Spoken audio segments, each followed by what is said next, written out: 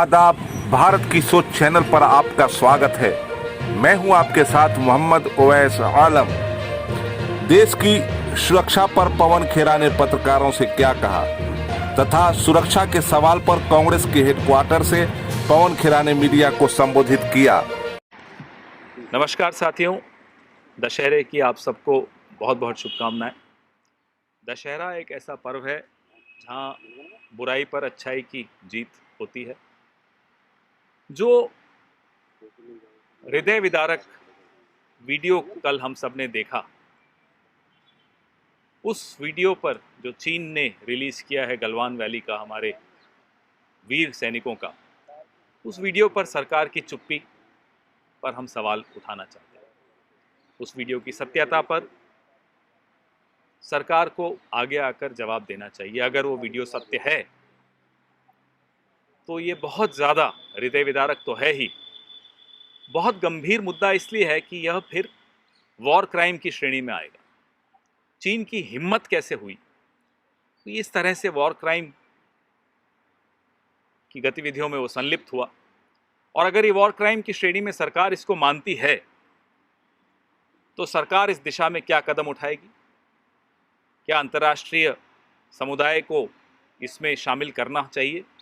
International court, criminal court में इसको ले जाना चाहिए, क्योंकि वॉर क्राइम तो फिर वहीं ले जाना चाहिए, बनता है।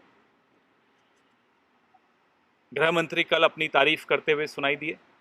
ये अक्सर दोनों व्यक्ति एक दूसरे की तारीफ करते रहते हैं। पिछले 7 साल इन्होंने ऐसे ही निकाल दी। एक दूसरे की पीठ थपथपाने की बजाय जवाब दें देश को कि चीन को इन हरकतों की वजह से क्या अंतर्राष्ट्रीय समुदाय में शर्मिंदा करेंगे, क्या कदम उठाएंगे चीन को शर्मिंदा करने के लिए, चीन को एक्सपोज करने के लिए।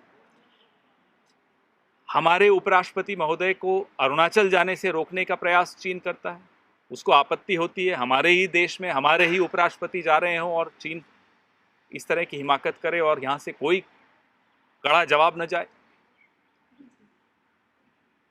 आपने देखा कैसे उत्तराखंड में, जहाँ कभी पहले ऐसा हादसा नहीं हुआ था, 5 किलोमीटर भीतर हमारी सीमा के चीन घुस कर आए और हमारा इंफ्रास्ट्रक्चर, हमारी पुलिया तोड़कर वापस चला जाए, कोई जवाब नहीं, शांति, चुप्पी।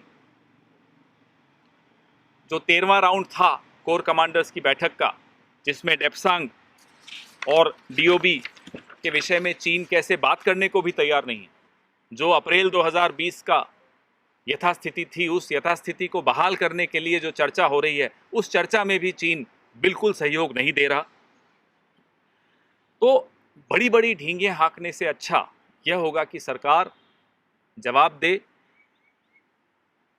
क्यों 62.7% ट्रेड, व्यापार पिछले 6 महीने में चीन से बढ़ा दिया। आपने तो बड़ी ऊंची ऊंची आवाज में, बुलंद आवाज में कहा था हमने ऐप बैन कर दी, चीन को सजा दे दी। आपने एक तरफ तो ऐप बैन की, दूसरी तरफ व्यापार बढ़ा दिया। 62.7% की वृद्धि दुश्मन देश से व्यापार। अभी 2 दिन पहले नोएडा में 600 करोड़ का आप निवेश चीन से मंगवा रहे हैं। नोएडा की जो सिटी बन रही है, DMIC, IIT, GNL के साथ करारनामा चीन कर रहा है। एक तरफ हमारे वीर सैनिकों को जूझना पड़ रहा है, संघर्ष करना पड़ रहा है, चीन को अब जो जिस तरह से वो गलत आंख से हमारी तरफ देख रहा है, उसका मुकाबला डटकर हमारी सेना कर रही है। दूसरी तरफ हमारी सरकार चीन से व्यापार कर रही है, चीन से निवेश ले रही है और चुप बैठी है। ये लाल आंखें किसके लिए हैं? हम यह भी जानना चाहते हैं कि आप जो अफगानिस्तान में हो रहा है, जिसका सीधा सीधा लाभार्थी 2 हैं, बीजिंग और इस्लामाबाद, उस दिशा में हम क्या कदम उठा रहे हैं कि हम अपने हितों की, अपनी सुरक्षा की ठीक ढंग से रक्षा कर सकें। ये जो बिजनेस एज यूजुअल की जो तरीका है आपका चीन के प्रति, आखिर इसका कारण क्या है? आप किस दबाव में? ये तमाम प्रश्न ऐसे हैं जिनका सवाल एक एक देश प्रेमी, एक एक नागरिक जानना चाहता है इस सरकार से, जिसने ऊंची ऊंची बातें की थी 7 साल पहले, और जब भी मौका आता है भाषण देने का, सिर्फ भाषण देना जानती है। लेकिन हमारी सीमाओं को, वो सिक्किम हो, वो अरुणाचल प्रदेश हो, वो उत्तराखंड हो, कहीं भी लद्दाख हो, हमारी सीमाओं की रक्षा यह सरकार करने में पूर्णतः विफल रही। आप कहेंगे तो मैं अंग्रेजी में पढ़ के बोलूं या आप चाहेंगे सवालों का जवाब शुरू करें? आप पर छोड़ता हूं क्वेश्चंस। श्योर जी, पहले अगर कोशिश करिए इस पे, नहीं तो फिर अलग। जी पूछिए।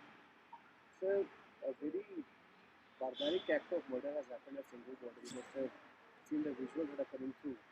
What is the Congress party's reaction to that? We saw it on social media and media don't know the details yet, but there is no space, no place at all whatsoever for violence anywhere in this country. This country is and must be governed by rule of law.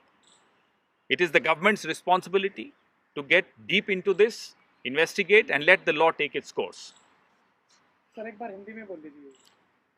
Social media और media के माध्यम से ये reports हमने देखी, दिल को दहला देने वाली रिपोर्ट्स हैं।